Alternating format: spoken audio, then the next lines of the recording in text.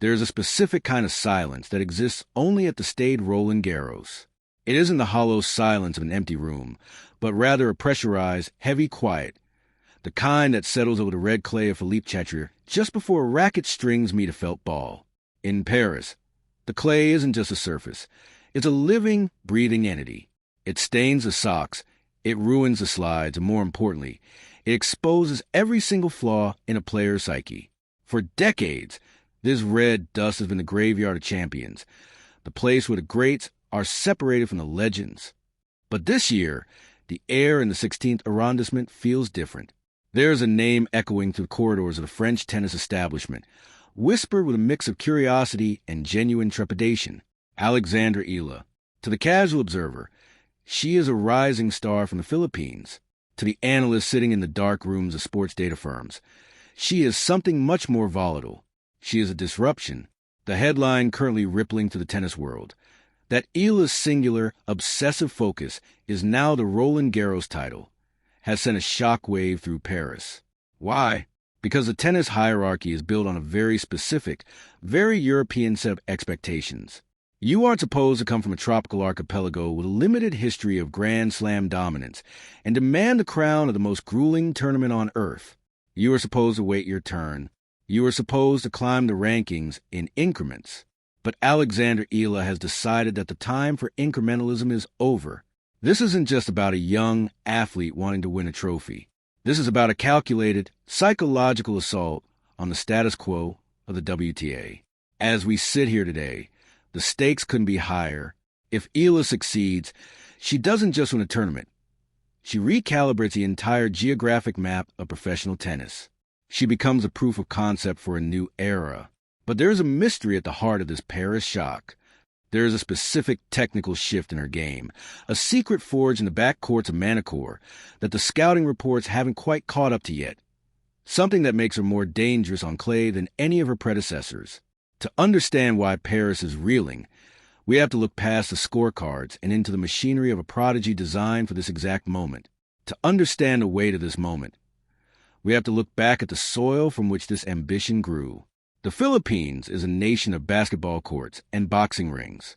Tennis, for a long time, was a secondary pursuit, a sport played in the shadows of giants. When Alex Eala first picked up a racket, she wasn't just playing against an opponent. She was playing against the historical invisibility of her own region in the upper echelons of the sport.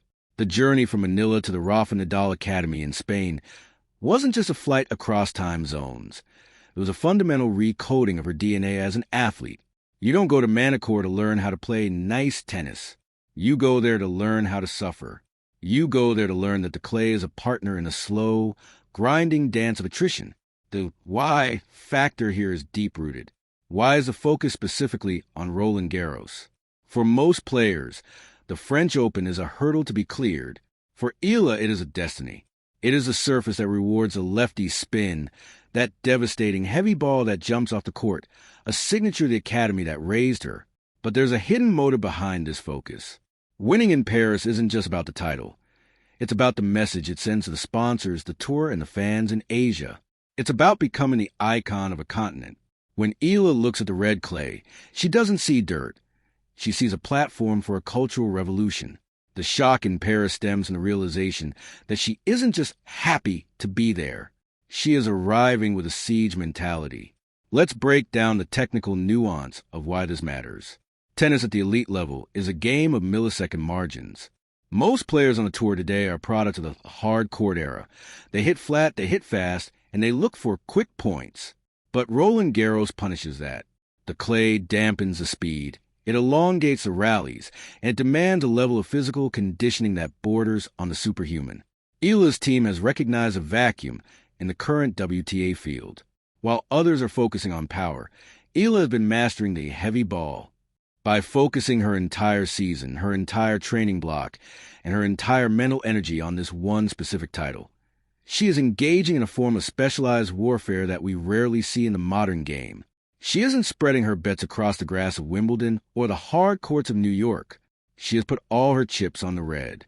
But let's play devil's advocate for a moment, because the path to the Coupe Suzanne Lenglen is littered with the shattered dreams of phenoms. The critics will tell you she's too young. They'll point to the sheer physical brutality of the draw. They'll argue that the gap between winning a junior Grand Slam and lifting the senior trophy is a chasm that many have tried to jump, only to fall short. There's a massive risk in this all-in strategy. If she focuses everything on Paris and exits in the early rounds, the psychological blow could be devastating. The pressure of a nation is a heavy cloak to wear, and in the heat of a third-set tiebreak on court Simone Matthew, that cloak can feel like lead. Is she truly ready for the relentless consistency of IGA Swiatek or the raw power of an Aryna Sabalenka? These are the questions the Parisian press is asking, and they are valid. The transition from a promising talent to a Grand Slam contender is the hardest move in sports. It requires more than just a good forehand. It requires a callousness of spirit. Yet, those who have watched her closely in the lead-up to this announcement see something different. They see the micro-deep dive details. They see the way she has altered her sliding technique, saving precious energy in the latter recovery. They see the increased RPMs on her serve, designed specifically to kick higher in the Parisian humidity. They see a player who has stopped playing tennis and started playing the clay. The Paris shock isn't just about her presence. It's about her preparation. It's the realization that while the rest of the tour was playing a global schedule, Eala was in a laboratory, dissecting the specific requirements of the French Open. Think about the political implications for a moment. Tennis has long been criticized for its Eurocentricity. The infrastructure, the coaching, and the wealth are concentrated in a few specific pockets of the globe. Eala represents the global South breaking down the door. Her success in Paris would be a geopolitical event in the world of sports.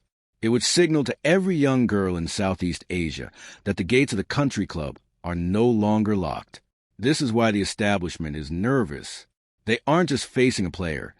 They are facing a shift in the gravity of the sport. As we look toward the future, we have to ask ourselves, what does the world look like 5 years from now because of this moment?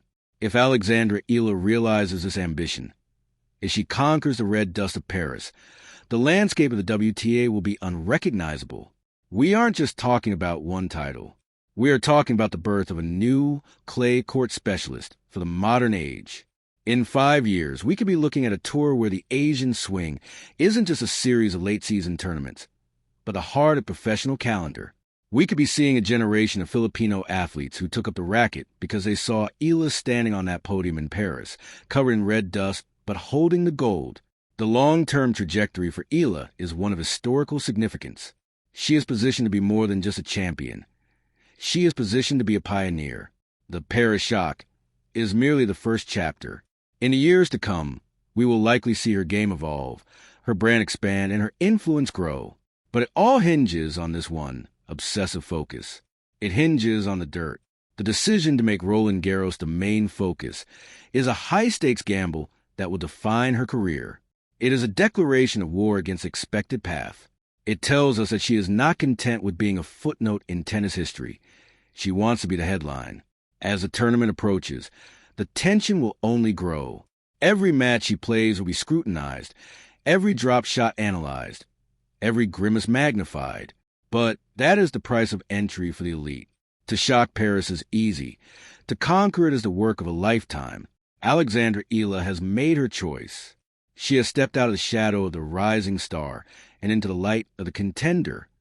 Whether she leaves Paris with a trophy or not, the message has been sent. The world is watching. The establishment is nervous, and the red clay is waiting. The final thought I want to leave you with is this. We often talk about sports in terms of wins and losses, but the true essence of the game is about the audacity of the attempt. To name your target so clearly, to focus your entire being on one specific, grueling goal, is an act of immense bravery. Alexandra Eala is teaching us something about the nature of ambition. She is showing us that it's okay to want the biggest thing, to aim for the hardest target, and to do it in a way that makes the world stop and take notice. So, as we prepare for the first ball to be struck in Paris, remember the shock, remember the name, and remember that sometimes to change the world, you first have to be willing to get your hands and your soul a little dirty in the red clay. This is more than a tournament. This is a transformation. If you found this deep dive into the changing landscape of professional tennis insightful, and you want to stay ahead of the curve as the next generation of athletes rewrites the record books, make sure to subscribe. We are committed to bringing you the stories that go beyond the box score, the narratives that define the future of sport. Join the conversation in the comments below. Do you believe the clay court specialist is a dying breed, or is Alexandra Eala about to prove that the old ways are still the best ways? Thank you for watching, and we'll see you at the next deep dive.